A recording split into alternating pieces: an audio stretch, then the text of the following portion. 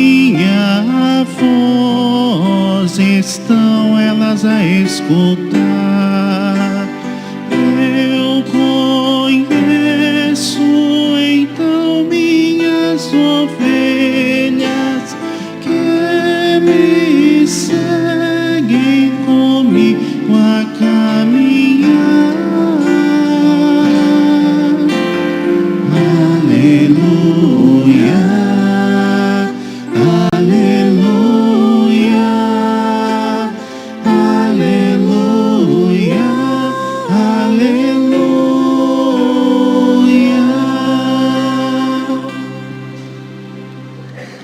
O Senhor esteja convosco.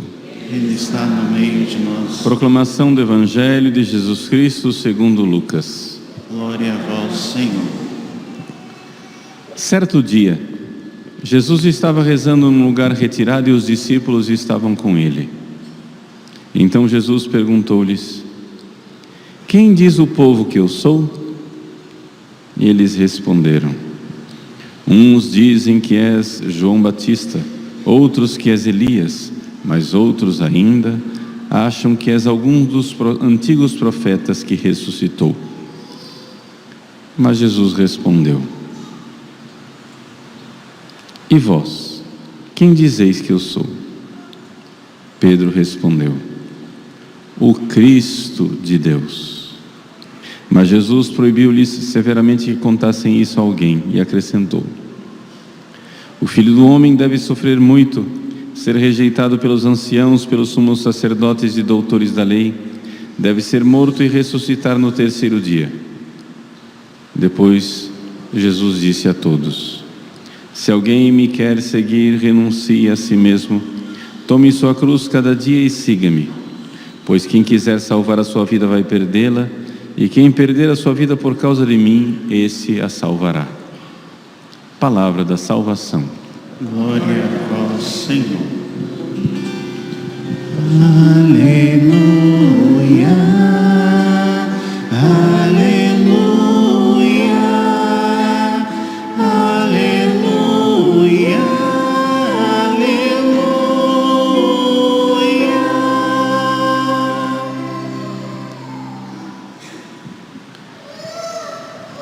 Meus queridos irmãos e irmãs, nós retomamos o tempo comum.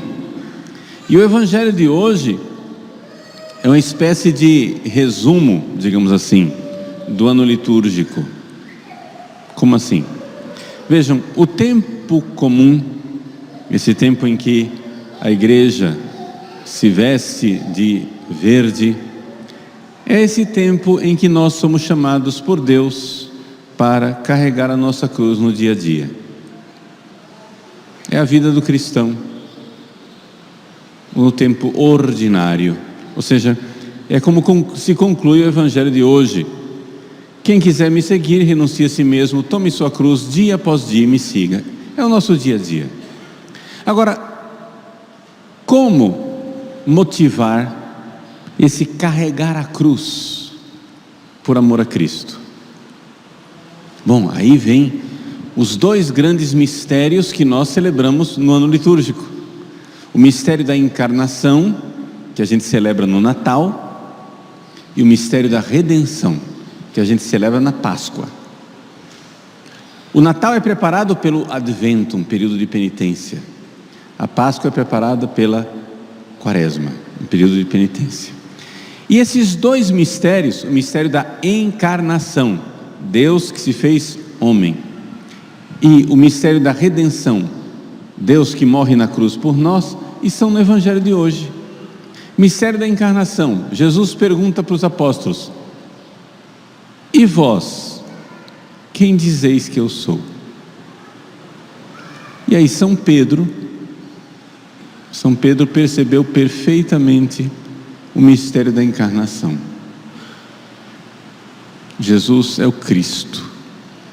No Evangelho de Mateus ele diz mais explicitamente: o Filho de Deus vivo. Então São Pedro aqui nesta passagem, já percebeu o primeiro mistério, que é a coluna da nossa fé. Quem é Jesus? Quem sois vós, ó Cristo?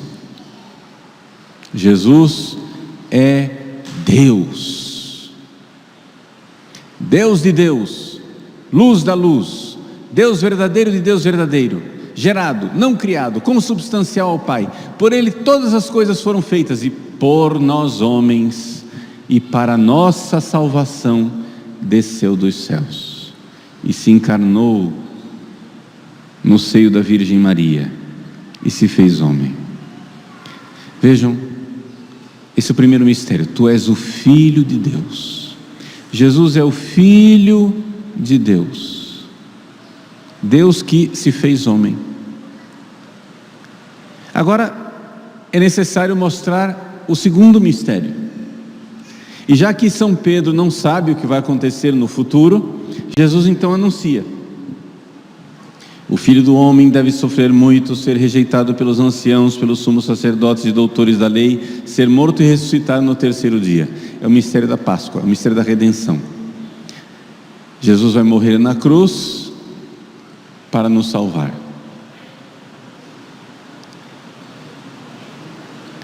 Também por nós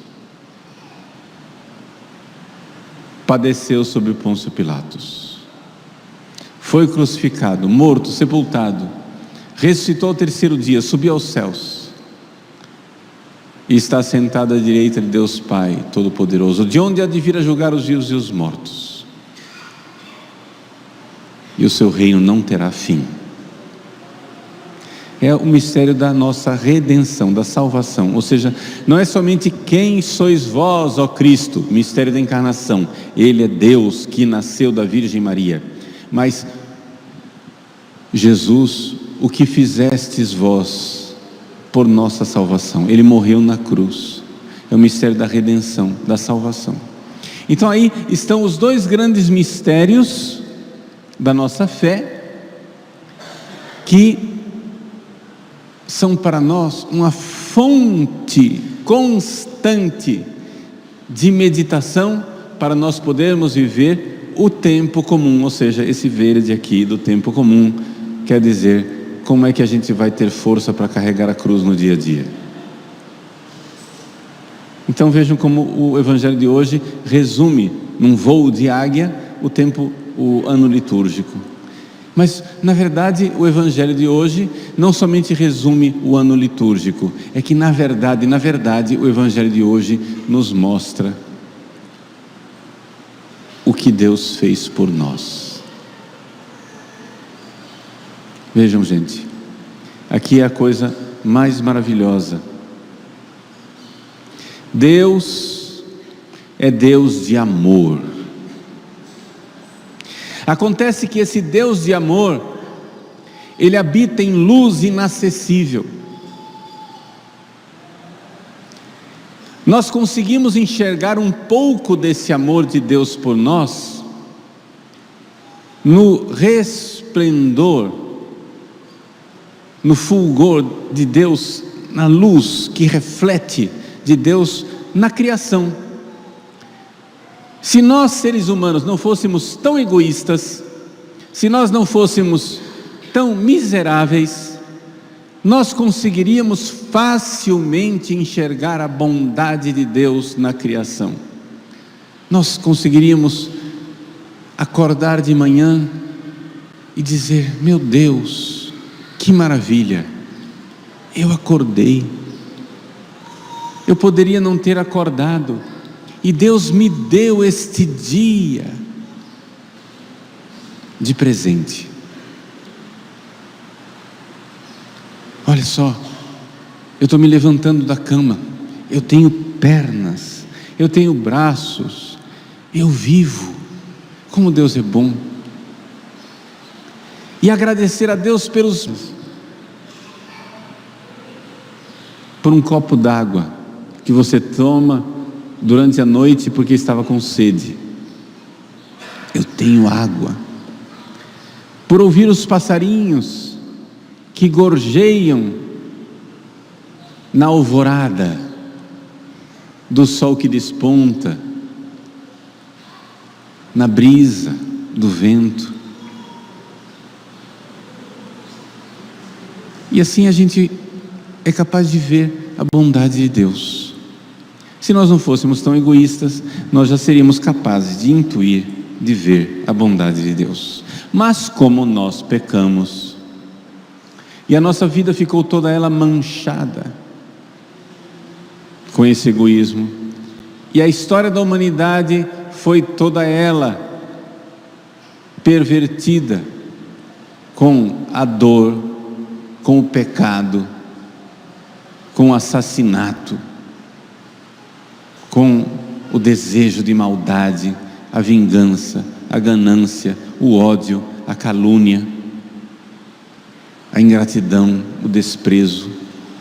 Como a nossa história foi toda ela manchada por isso, os seres humanos têm uma tendência de acreditar muito mais na maldade do que na bondade. Quando alguém chega e diz assim: olha, fulano é uma pessoa maravilhosa, todo mundo diz: será? Vamos ver. Existe um ceticismo. A gente não crê na bondade, a gente crê muito mais facilmente na malícia e na maldade.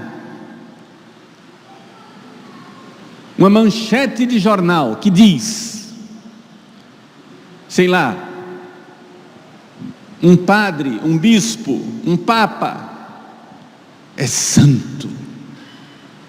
Sei lá, uma manchete de jornal que fala do santo Padre Pio de Pietrelcina, um padre santo que teve as chagas de Cristo impressas em sua própria carne. O mundo ouve isso e diz: imagina, isso aí tem. Não, aí tem alguma trapaça, não pode ser verdade. Não pode ser verdade. Mas se alguém chega e diz, como na época do próprio Padre Pio, São Pio, alguém calunia e diz, como caluniaram o Padre Pio: olha, o Padre Pio, os frades deixam entrar na calada da noite as dirigidas espirituais do Padre Pio, e ele então faz coisas absurdas e sujas com elas. Padre Pio é uma pessoa depravada. Disseram isso do santo Padre Pio. E muita gente chegou e disse: ah, eu sabia, esse frade nunca me enganou. Depois a verdade histórica surgiu, que aqueles que caluniaram o Padre Pio exatamente era um grupo de padres invejosos, que eles sim é que tinham amantes e tinham vida suja e depravada. Então os sujos caluniaram o santo. Então vejam como nós somos, nós seres humanos, nós temos uma tendência de acreditar muito mais facilmente na maldade. Manchete de jornal diz: um padre escandaloso, todo mundo crê imediatamente, mas não precisa de provas.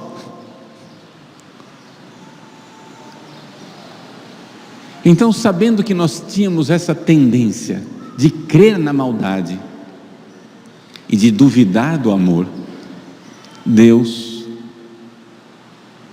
na sua infinita misericórdia, por nós seres humanos, por nós homens e pela nossa salvação, o credo nos diz: propter nos homines et propter nostram salutem.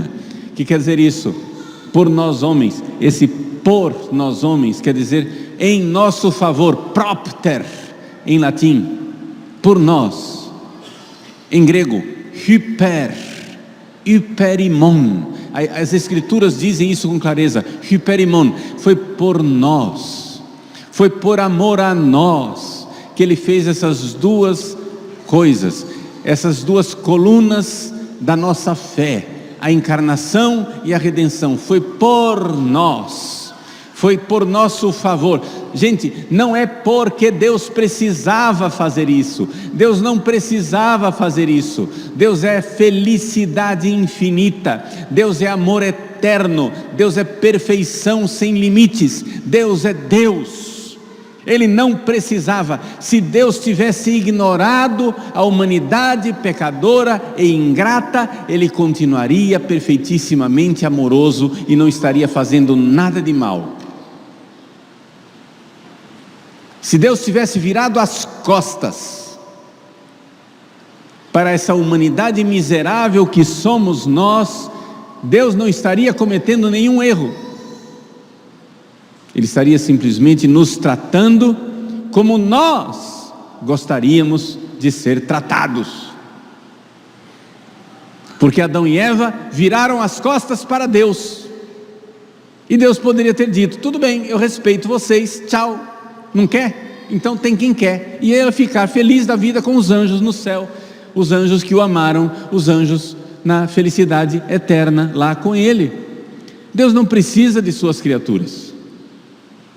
Deus poderia tranquilamente ter nos ignorado e nos deixado na nossa miséria, no nosso pecado, na nossa desgraça, na nossa morte, nos nossos assassinatos, na nossa maldade, na nossa calúnia, no nosso inferno. Porque é isso que o ser humano faz quando ignora Deus. Nós fazemos um inferno. A vida vira um inferno. Quando nós voltamos as costas para Deus, a vida vira um inferno. E Deus poderia nos deixar no nosso inferninho aqui nessa vida, para depois precipitar no infernão, no inferno verdadeiro, passada essa vida. Mas Deus não quis nos abandonar.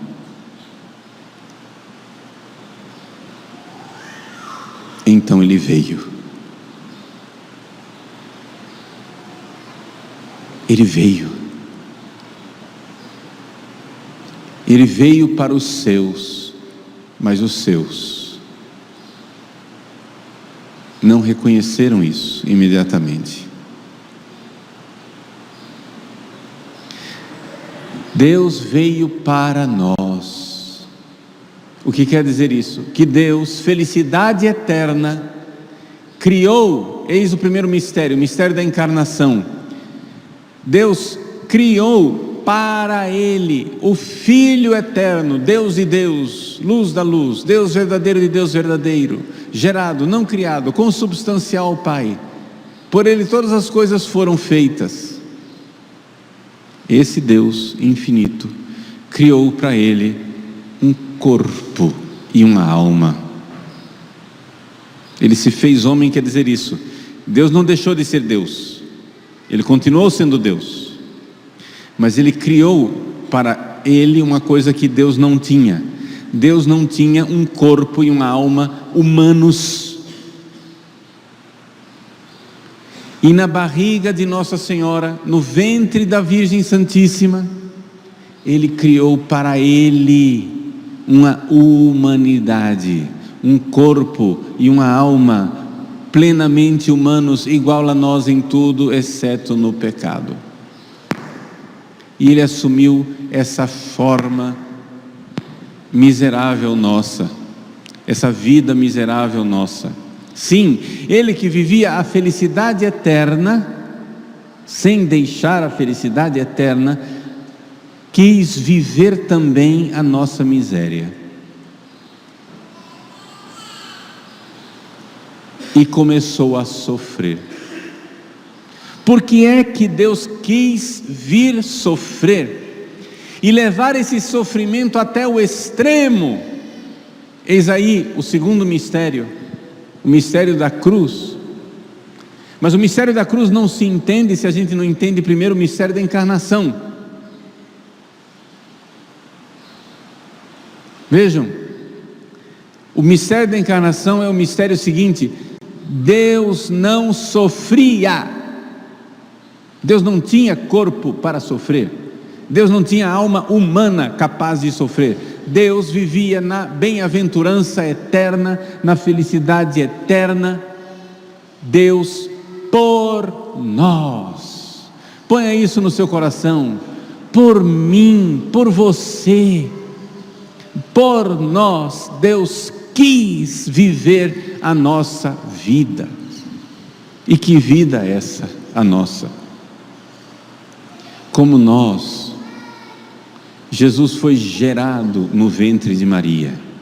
Como nós, Jesus nasceu em Belém. Como nós, Jesus amamentou. Jesus aprendeu a andar. Jesus aprendeu a falar. Como nós.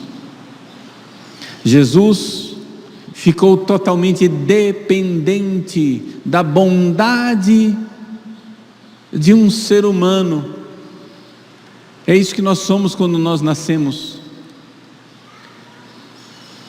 Todo ser humano que existe e que respira nesse mundo é fruto de alguém que bondosamente lhe poupou a vida, porque não matou, e que sustentou e alimentou.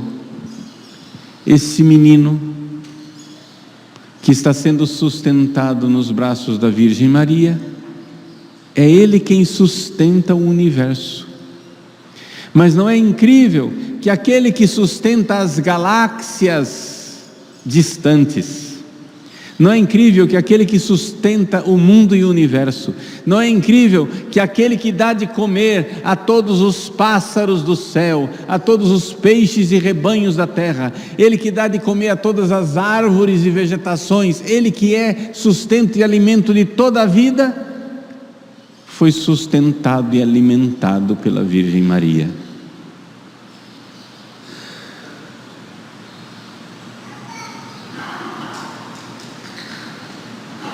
Não é incrível isso? Não é incrível que Deus tenha desejado, que Deus tenha querido viver nossa vida?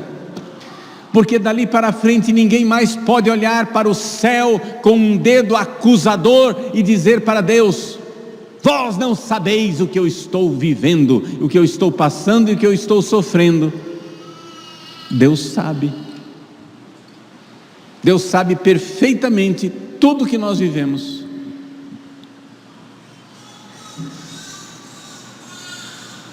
Ele veio, Ele viveu nossa vida, e Ele cresceu em Nazaré, e viveu 30 anos ignorado. 30 anos Jesus se sentou no banco da sinagoga para ouvir as pregações dos rabinos, quando ele era a fonte de toda a sabedoria encarnada. Ele que tudo sabia e era a própria sabedoria encarnada, sentado no banco, como aluno, aprendendo.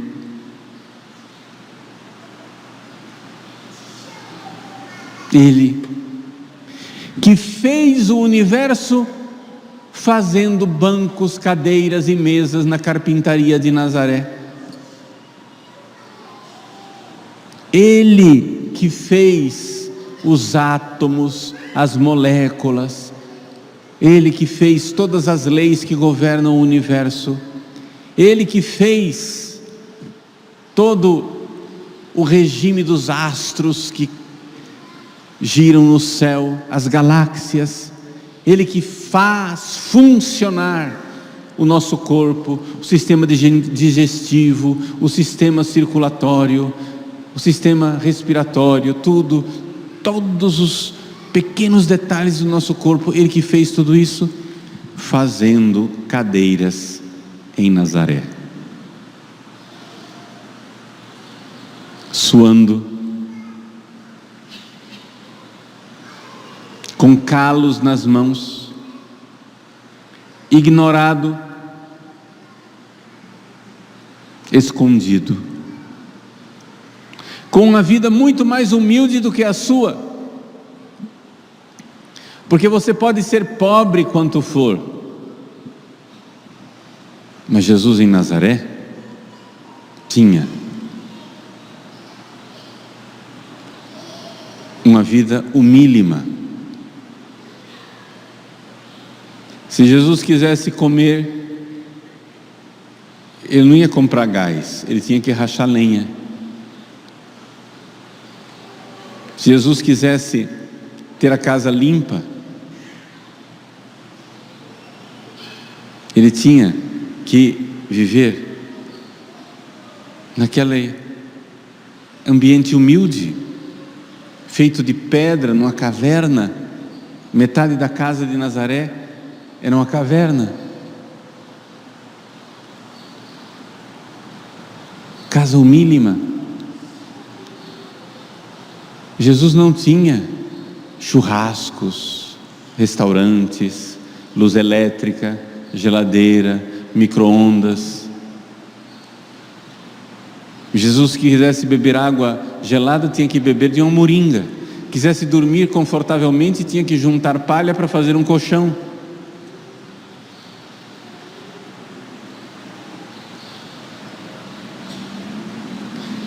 Deus, de Deus. E por que ele fez tudo isso? Por nós, mais especificamente por você. Em Nazaré, durante esses 30 anos, Jesus pensou em você o tempo todo. Jesus pensou na sua vida. Jesus pensou que você um dia ia ter que ficar lá na sala de espera do médico, com o coração apertado, sem saber que doença é essa que você tem. Jesus pensou em você, com noites sem dormir, preocupado. Jesus pensou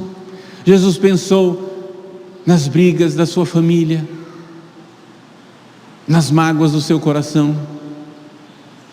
Ele pensou em você, ele viu você o tempo todo, durante 30 anos, Jesus viu cada gesto seu, e por amor a você, ele diz: eu também vou viver essa vida aqui. Propter nos homines, por nós homens, ele viveu. Cada gesto, cada momento da sua vida, desde o seu levantar de manhã, ao beber o primeiro copo d'água do dia, Jesus viveu tudo isso, para redimir tudo isso, para mostrar o amor dele. E porque nós somos céticos, e porque nós temos uma tendência de crer muito mais no mal do que no bem, e porque nós temos dúvida do amor, Jesus então, tendo amado os seus, amou-os até o fim, amou-os até o extremo. Por que é que Jesus morreu na cruz? São Pedro no Evangelho ainda não é capaz de entender isso. Jesus precisava morrer na cruz porque nós temos dificuldade de crer no amor. Meus queridos, Deus poderia ter redimido a humanidade num estalar de dedos, num passe de mágicas. Não era obrigatório que ele morresse na cruz. De lá do céu, sem que nós soubéssemos, num passe de mágicas, Deus poderia, num estalar de dedos, redimir a humanidade, mas nós nunca teríamos sabido com que amor nós fomos amados. Então, por nós homens e pela nossa salvação, ele desceu dos céus. Também por nós padeceu. Por quê? Para que nós crescemos no amor, para que esse coração empedernido que é nosso, creia finalmente que o amor existe, O amor não é um ideal platônico, o amor não é uma ideia lá no hiperurânio, o amor não é uma coisa distante e abstrata. Ai, seria tão bonito se fosse verdadeiro o amor, mas o que existe é a safadeza e o egoísmo. Não, o amor não é uma coisa lá nas ideias, o amor se fez carne, palpável. Diz São João no início da sua carta: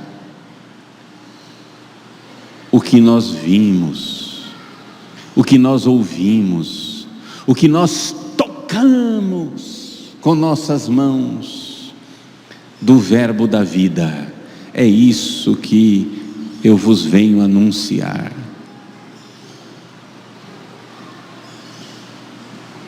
O amor se fez carne, se fez real, no sentido, já era real lá no céu, mas é que nós, seres humanos, achamos que porque é espiritual não é real. Então Deus veio e morreu por nós. Morreu por nós para dar prova de amor. Porque quando é que você acredita no amor? Enquanto, sei lá, você está dormindo, você ama uma pessoa, porque o amor está lá no seu coração. Mas você só mostra o amor quando você paga o preço. Quando é que uma pessoa sabe que você a ama? Quando você está disposto a pagar o preço desse amor. Quando você está disposto a ficar sem dormir à noite. Quando você está disposto a correr para o hospital. Quando você está disposto a atender a criança que chora. Quando você está disposto a pagar o preço. Você se casou, enquanto o casamento está na lua de mel, tudo maravilhoso, está ótimo. Mas o amor existe quando você pagar o preço. Quando a pessoa com a qual você se casou se tornar um peso, um fardo, e você vai conhecendo as manias, os caprichos, as veleidades, as bobagens de cada um, e você vai vendo, e você paga o preço. Quando você diz, eu amo você apesar de você, foi isso que Deus fez conosco. Deus nos disse, eu amo você apesar de você. Nós estamos acostumados a querer amar o que é amável. É muito fácil amar uma pessoa bonita, simpática, cheirosa, limpa, elegante, educada, atenciosa.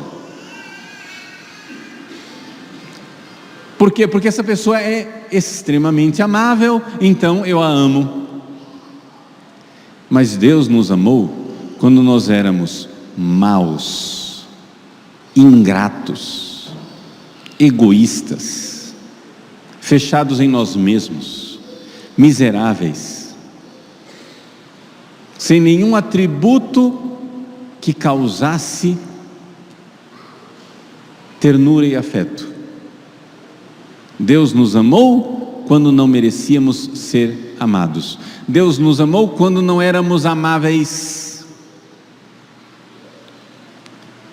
Mesmo assim, por nós homens e pela nossa salvação, Ele veio.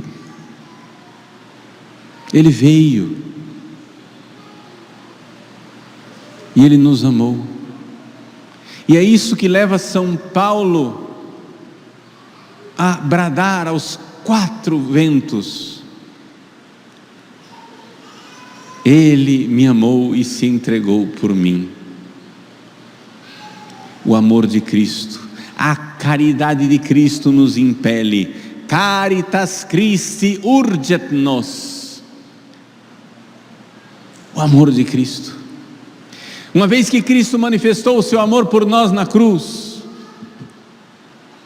quem nos separará do amor de Cristo?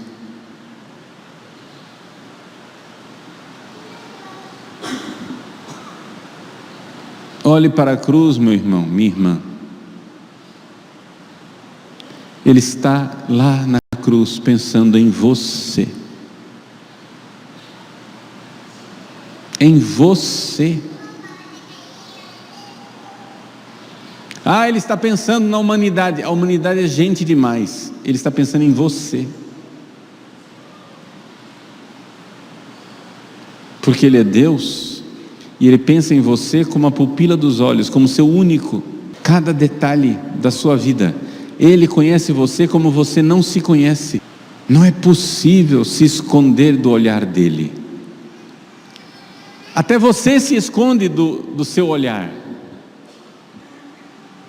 Você faz coisa. Quantas vezes você pensa numa coisa que você fez na vida, você faz assim: nossa, não quero lembrar. O que você está fazendo? Aquele negócio lá que você aprontou, se lembra, aí dá aquela fisgada na consciência.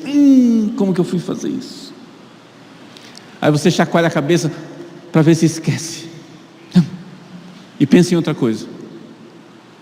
Você se esconde de você. Mas não é possível escapar ao olhar dele. O olhar de misericórdia, que olha para a sua vida, para cada detalhe da sua vida. Até aqueles que você mesmo não conhece. E Ele ama.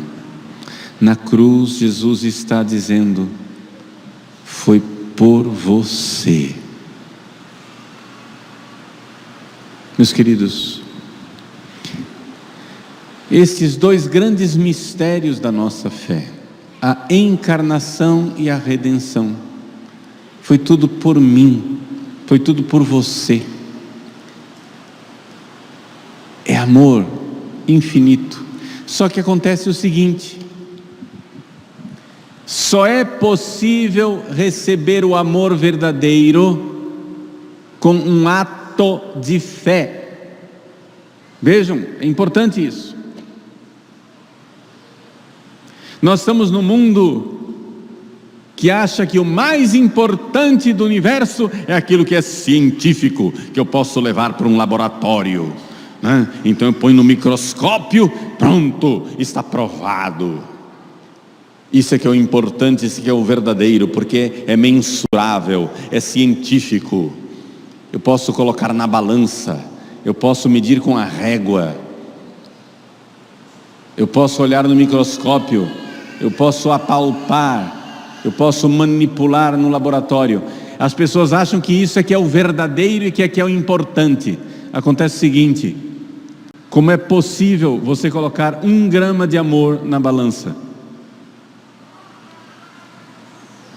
Por favor, me venda 2 metros de amor. Abra o coração da pessoa que você ama com um serrote, tire o coração para fora, ponha no microscópio e procure o amor.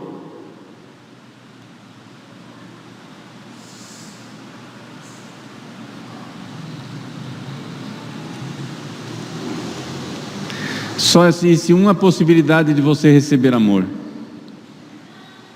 é se você crer.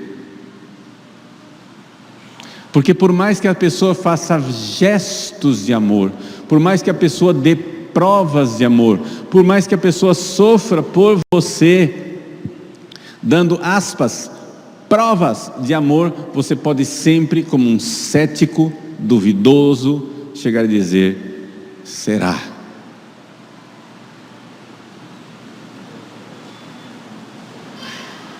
Mas será verdade? Eu acho que tem interesse nisso. Mas ele te deu um presente. Mas ele certamente aí tem uma pegadinha nisso aí. Ninguém faz isso de graça. E você se acha inteligente fazendo isso. Isso aqui é o pior.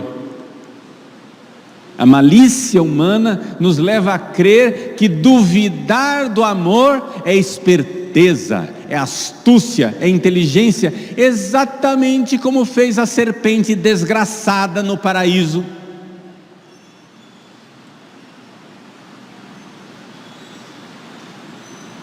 Ela disse para Adão e Eva: Deus falou para vocês, Deus deu esse jardim maravilhoso para vocês e proibiu só o fruto venenoso? Bobinhos. Ele está se aproveitando de vocês. Se vocês comerem desse fruto, vocês vão ser igual a ele. Eis aí a semente da dúvida. A nossa sociedade moderna, ela se acha muito desenvolvida, porque ela é, toda ela baseada na dúvida. A dúvida cartesiana, a dúvida metódica, a dúvida que tudo funda. Mas na verdade, meu filho, minha filha, o que faz as coisas acontecerem chama-se confiança. Você precisa ter fé. Você nunca receberá amor se você não tiver fé.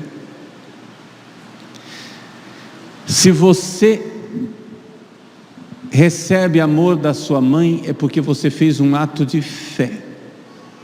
E você crê que apesar de ela ser uma pecadora e ter defeitos, no fundo, ela me ama. Você crê. Se você casa com uma pessoa, é porque você está vendo, você fez um ato de fé, que essa pessoa, apesar dos defeitos dela, ela me ama.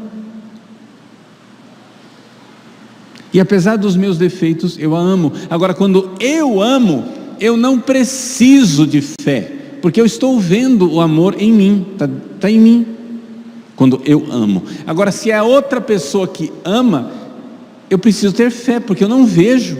Quem vê cara não vê coração.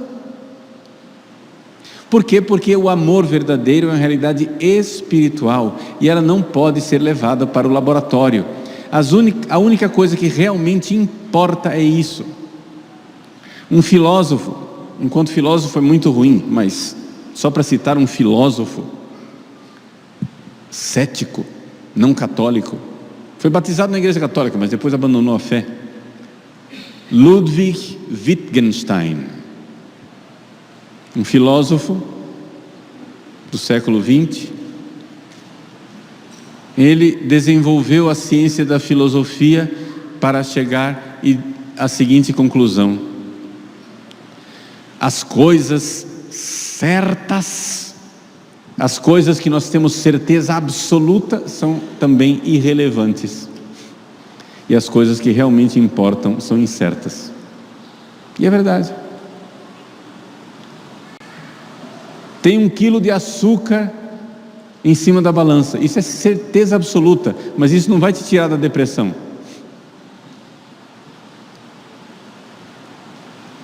Essa pessoa me ama, isso é totalmente incerto, e é isto que salva você. O que realmente importa na vida não dá para medir. O que realmente importa da vida, você precisa crer.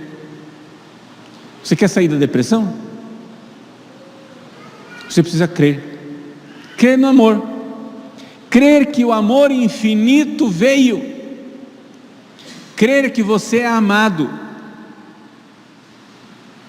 Crer que Ele veio. Ele se encarnou, primeiro mistério, por nós homens, e pela nossa salvação desceu dos céus. E crer que Ele morreu na cruz para mostrar esse amor sem sombra de dúvida, mas mesmo que seja uma demonstração de amor enorme, você ainda pode duvidar, porque o amor é objeto de fé. O amor de Cristo na cruz, você pode fotografar a cruz, e o que você vê ali? Olha para a cruz, o que é que você está vendo? O que você está vendo é um crime. O que está ali na cruz é um crime. O inocente foi crucificado e morto. Você vê o amor dele por você? Não, você precisa crer. É uma demonstração de amor, é uma prova de amor. Ele está pagando o preço do amor, mas se você não fizer o ato de fé, você não vê isso.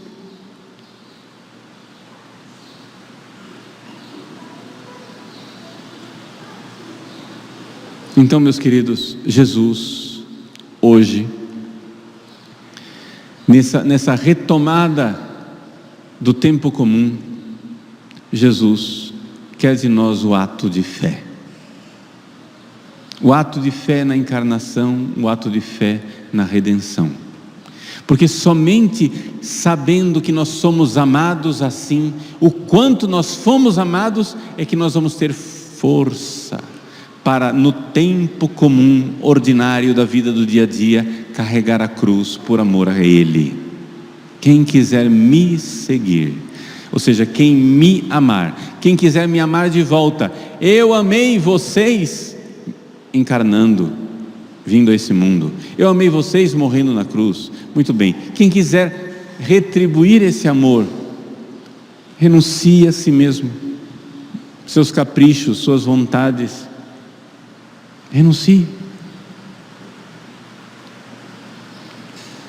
tome sua cruz dia após dia, porque sua vontade todo dia é contrariada.